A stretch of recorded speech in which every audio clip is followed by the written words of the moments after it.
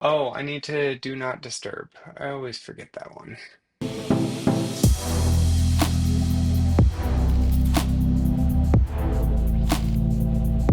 Well, good morning, sunshine. Good morning to everybody tuning in. Good afternoon, good evening. My name is Owen Phillips. I'm the marketing director for Strata Services. I'm joined by our wonderful director of MSP Operations, Jason Isenhart. This is Managed Services Unfiltered. Um, I'm going to ask Jason random questions that I find on the internet that other people are curious about. He has no idea what I'm about to ask him, which is what makes this an enjoyable time. Um, I really turn to Jason as an expert on all things. Again, he is the director of our help desk, amongst other things, so he's answering these types of questions every day. But sometimes it's fun to drill down and do the sideways question. Do you have anything for us this morning? Anything that's top of mind for you? No, let's do it. I hope the questions are awesome. Okay, I'm excited. These are some off the wall ones that I did not know about. Okay, so we are going to start with what I think is a social engineering situation, but I would like to know more from you. So this is from the R Tech Support community on Reddit. Title is ISP, so Internet Service Provider, had us run Netstat, and we said we had a security issue.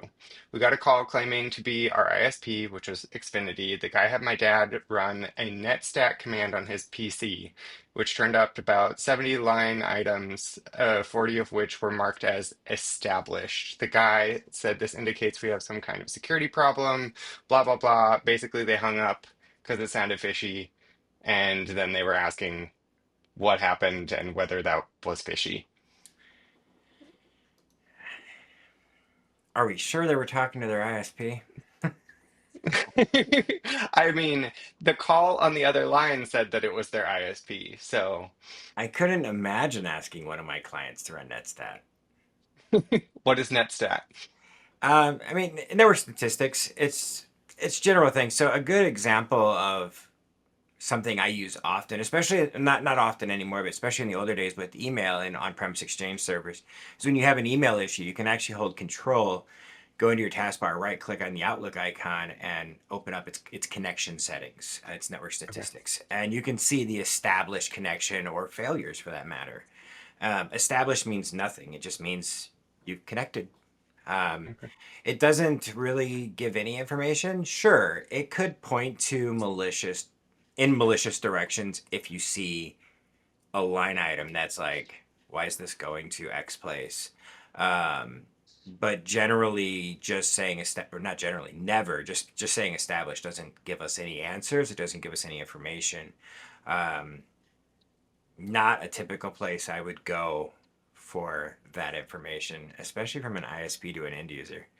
Yeah, That's so kind of crazy. the additional context here is that apparently the person on the phone said that there was a security issue because too many people had access to the Wi-Fi, and he wanted to connect so that he could fix the problem. Yeah, it's social engineering. I mean, I would almost guarantee it. First off, majority of our customers, and we're based out of Alaska, and I'm not going to say any names, but you can just pick a name or any acronym for Alaska's ISPs, and they definitely don't call you when there's a problem. And when you No. call, you You will mean they're definitely not wait. proactive? They're not proactive on that front? No, I'm kidding. But on and the real way of looking at it, I mean, no ISP is. ISPs are not proactive. They don't look for more work. They look for more Mhm. dollars. Yeah. And sending people to call clients is not how they operate. So no, I would, without a doubt, say that was social engineering every single time. Almost like it's almost more of a verbal phishing problem. I don't know what Gotcha. they were trying to leverage or gain with NetStack because that does nothing. But the question would be is what else happened during this phone call? Like, did they request that they get connected via AnyDesk and they ran NetStat themselves?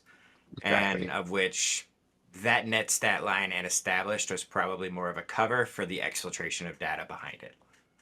Gotcha. Yeah. And then I'm going to chime in with what I have learned from talking to you and others at the help desk. And if something like this comes up, say it's your cell company or say it's your ISP or whatever, and they're calling you with one of these situations, go ahead and hang up. Find the trusted number, meaning like go online and find the main help call number and call that number and then get clarity from them, maybe. I would take that a step further and say if you were one of my clients or Stratus's clients, that's not something you have to worry about. Just throw a ticket Mhm. in. Hey, Stratus, I need so and so to work with so and so to figure out X problem. And they got other jobs to do. They hired us to do a job. Let us do our job, and For we'll sure. we'll we'll be that middleman, and we'll save them the time of sitting on the phone on hold and things like that. So, any issue, you get pop-ups, you get anything that says call this number, do this thing, just send it to our help desk. We'll handle it. We'll deal with it one on one. You already touched on my next question, my next scenario. So it's about pop-ups. I before I even like jump into the actual question though, I'm curious if you have heard of the quote CAPTCHA Win+R Trap. Is that something that you're familiar with? Okay, I don't know if I have anything nice to say about this. If you fall for this, I, I'm assuming you're yeah. So you said CAPTCHA Win+R Trap. So what it is Yeah, essentially it's a break it down CAPTCHA. real, yeah. Yeah, it's a CAPTCHA that tells you to press Windows key R, which opens up a run command, and then it tells you to type in this command, and you have no clue what it's doing. Obligatory just command. Though I will tell you, if you want to learn, take that command it gives you and put it in ChatGPT and tell it to explain it to you because it's terrifying. Oh, that's such a good way to approach this. Okay, so let me outline the scenario and then we can dig into Okay. those components. So basically, this is from our cybersecurity help. I fell for that CAPTCHA Win+R trap and now my socials are hacked. So basically, they got a pop-up on the CAPTCHA. So for everybody who's not super savvy, the CAPTCHA is a little thing that pops up at the bottom, like when you go to sign in, when you go to do a contact form and it says, I'm not a robot, you click the button. So this is a special one that is a scam that tells you to hit the Windows key and the R key, and then it brings up a box and then it tells you to put stuff in. So basically, this individual did that knowing that it was probably a bad idea, and now all of their socials are hacked. So what my understanding of this is they were able to do that. It got all the session cookies on their computer, so it was able to go into their two-factor authentication cache. I don't know how that works. I'll let you take care of it. And then the threat actor was able to get into all of their accounts because they didn't need two-factor authentication anymore because it was the cached browser. And so they just got to go boopity boopity boop and access everybody's accounts or access this individual's accounts over and over again. Um, so that is the scenario. What should this person be doing now that that horribleness is happening? Take their computer and throw it in the trash.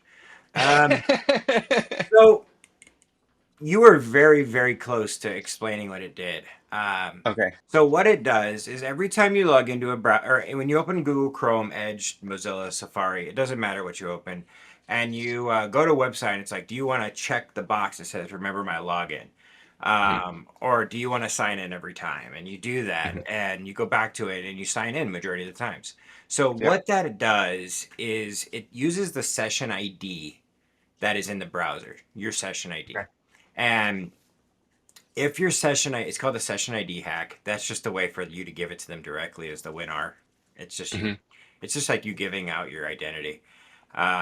But basically, it turns over the session ID. They can manually, by I think it's pressing F11 um, in a Oh, I don't know. That browser. was not a part of this. It's F12. And Okay. then you can change the session ID of your browser, and you can actually see and try to log in under anything. Okay. Many websites don't allow it that have confidential information. Like you can't session ID hack someone's bank account. Okay. Bank accounts don't allow saving. They allow saving like usernames, but you're not going to be able to just bypass and log right in. It's not Facebook. Okay. Okay.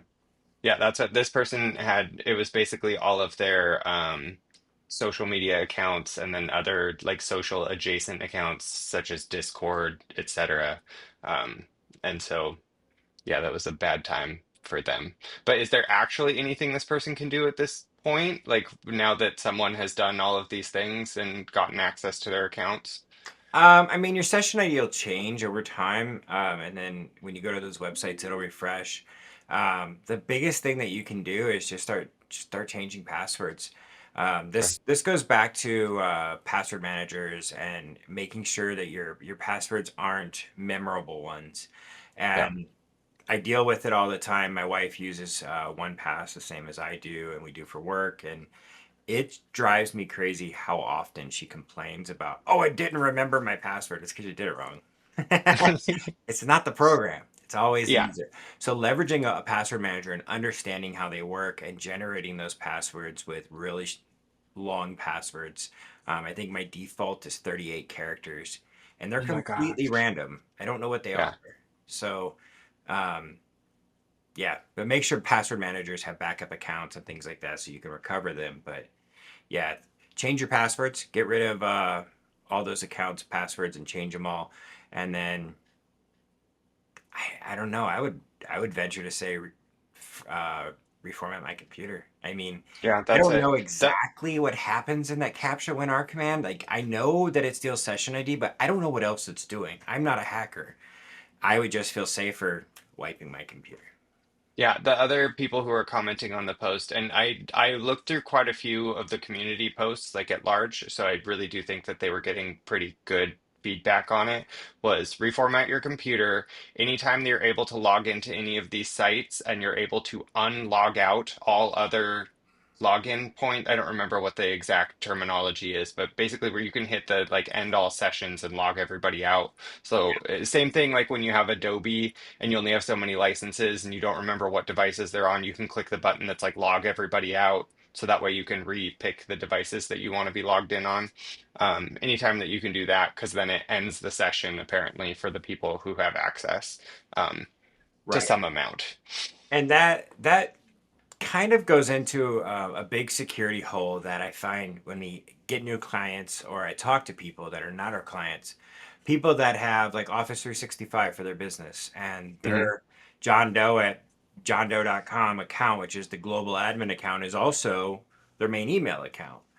Yeah. And once that gets compromised because of a session ID hack, or anyway, getting that account back because they're going to change everything. They're going to wipe MFA. They're going to put it all on their side.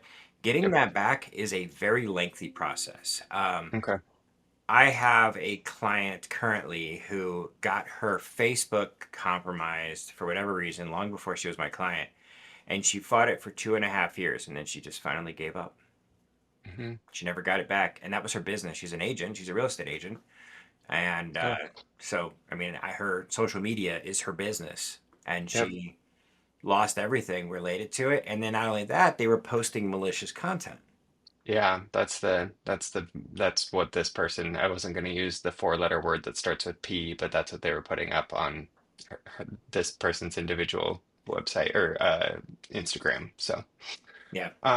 okay, so password manager, number one, two-factor authentication when you can, and then make sure you don't fall for silly computer traps. Yeah. I mean, I don't even know how to answer that one and like, how do you avoid it? Yeah, Because the answer is you just don't do it. yeah, And maybe I'm biased because I've been in IT for 20 plus years, but just don't do it. If it sounds, if you don't know what it is doing, don't do it. yeah. Okay, so that was kind of like individual responsibility, but now we're gonna zoom out just a little bit because I like this question because I felt it was very naive.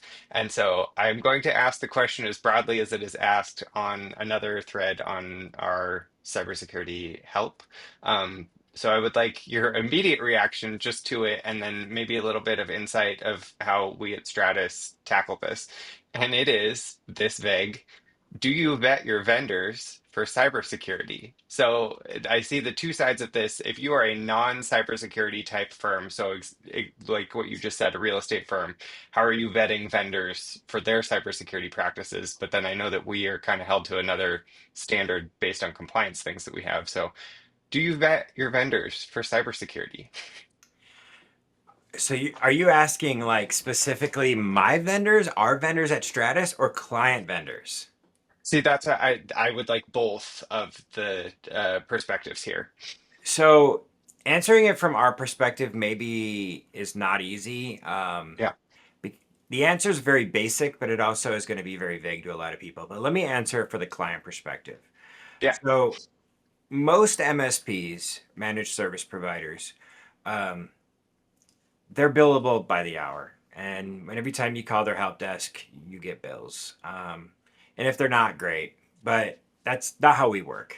So, as the account manager for many of our clients and having really great relationships and being relationship focused, something else I offer to them is the ability to be a fly on the wall when they're looking at new vendors, Hmm. because they, especially when you're looking at software or like contract software or software for an EMR, EHR, um, or project management software, anything.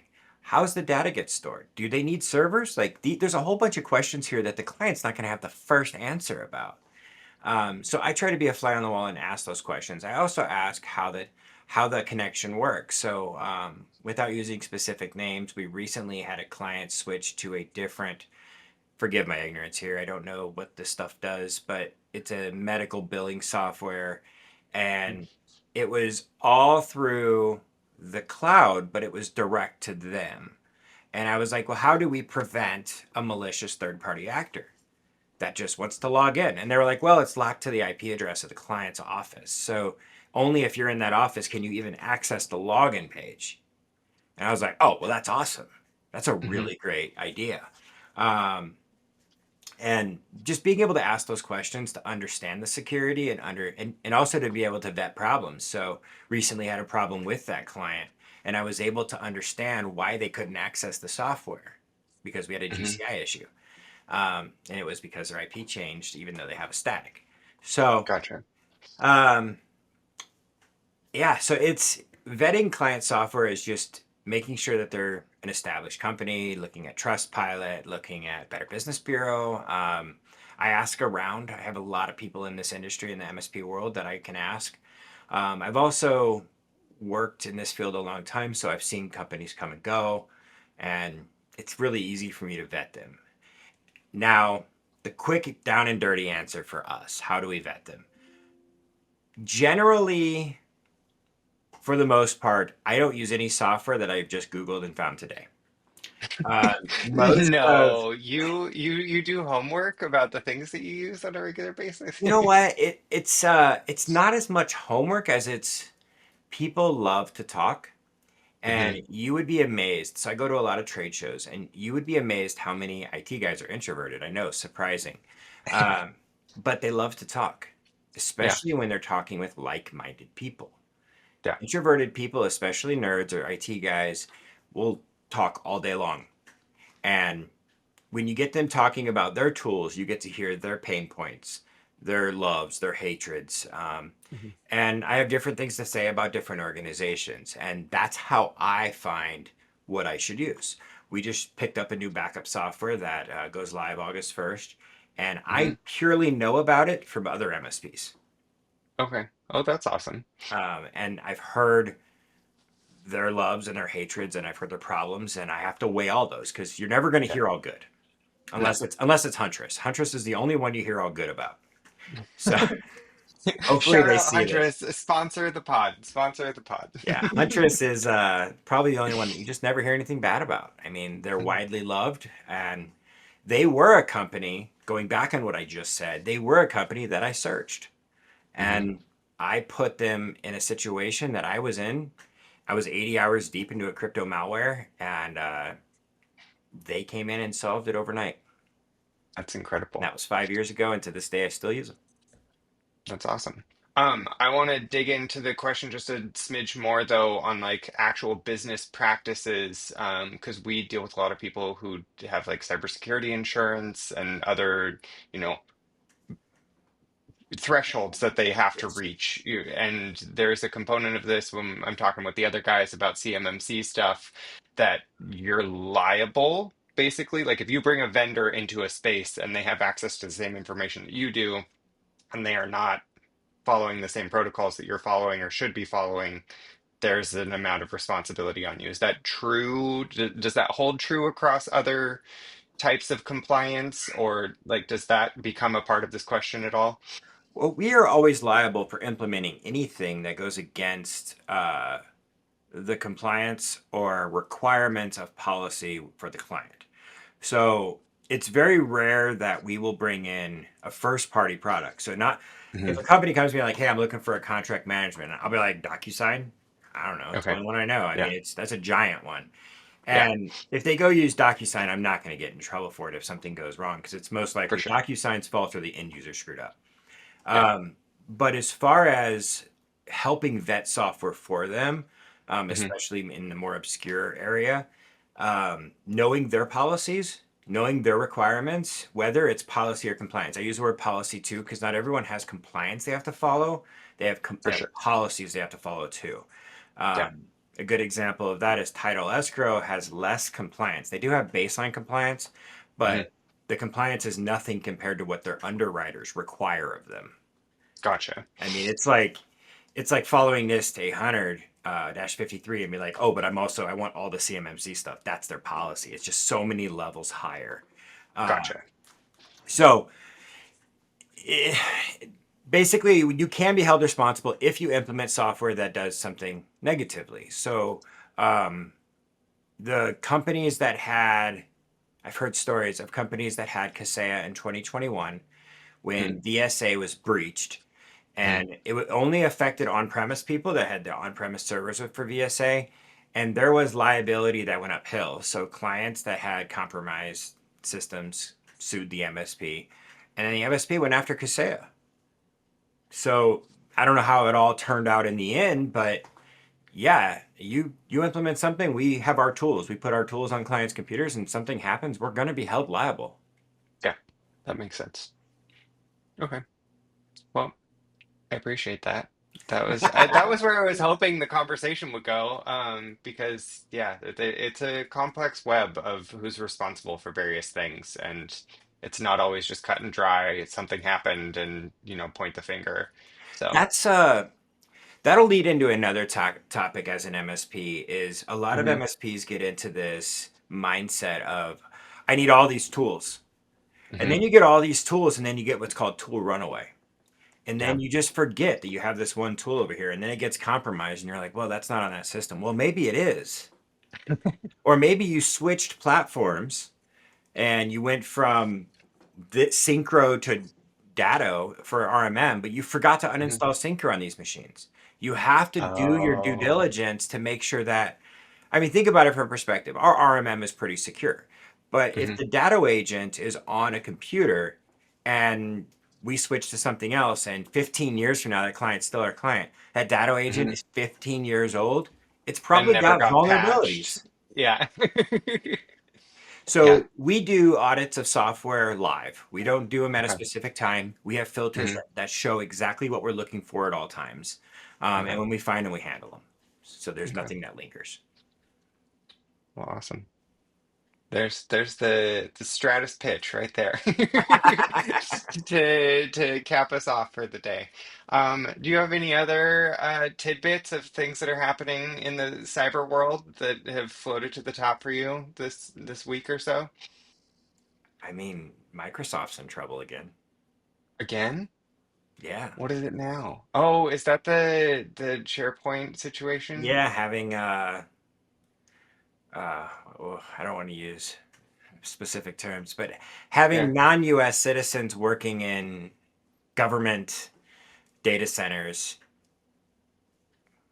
Curious what's going to really, happen with that. I mean, it'll probably get swept really under the rug. good, really good for everybody. Yeah. Microsoft Okay. doesn't get in trouble. It'll be in the news. Everyone will forget in a week. Uh, Yeah. yeah.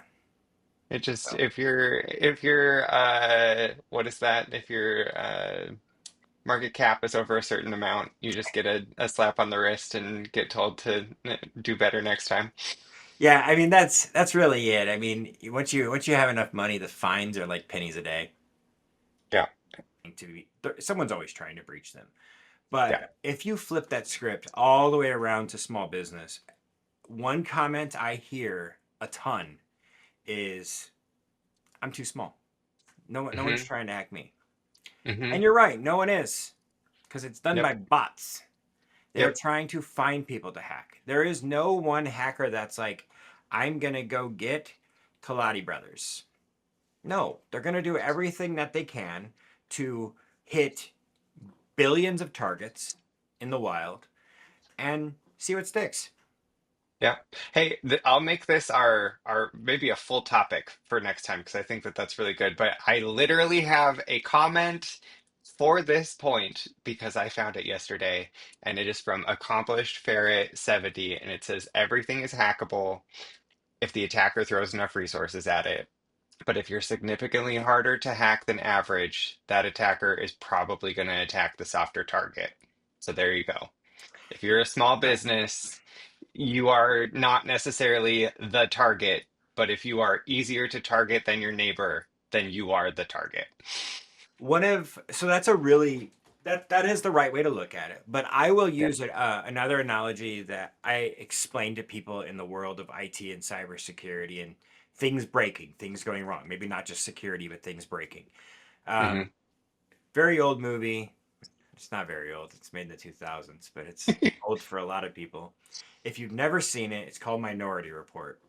And Minority Report is about these three kids. If I remember correctly, they were born from drug induced parents and they can tell the future and they can use the three brains to project a picture of what is going to happen. And they call them precogs. And in the movie, they use it for law enforcement. They can solve crime before crime happens. Oh, okay. And they enact a law that allows them to arrest you for something you haven't done yet. Maybe not even thought of yet. Oh, now I want to watch It's a this. really good movie. And then they came out with a TV show that I did not watch. So I don't know if it's good. But the movie Yeah. is amazing. It's called Minority Report.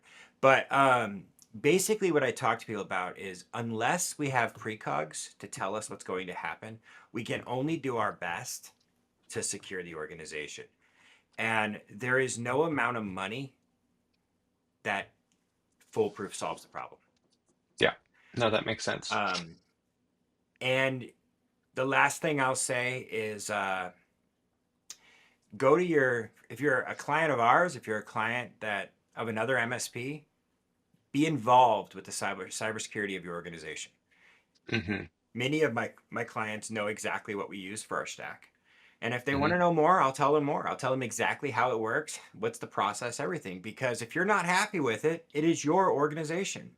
Hmm. You need to be happy with it. You need to be able to sleep at night. Because Yep. when it's not done right in our house, I can't sleep at night. Yeah.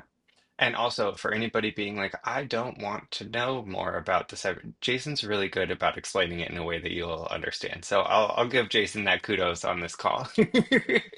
I'm really open with clients. I'm very transparent. I don't know how to lie. I don't know how to beat around the bush. I just want to make sure clients understand that we are doing our very best to take care of them. Yeah. Well, Jason, it has been an absolute pleasure. I love asking you questions and I love getting your feedback on various people, sometimes being idiots on the internet, but sometimes just not knowing what's going on because the internet can be a scary place. I didn't So use that word. you didn't use what word? Idiot. Idiot. No, I did. I did. Hey, I'm calling random people on the internet, not any of our clients, not any of our anything. I'm talking about, I don't know, maybe they are our clients and the pseudonym of what was that, Electronic Ferret, something like that.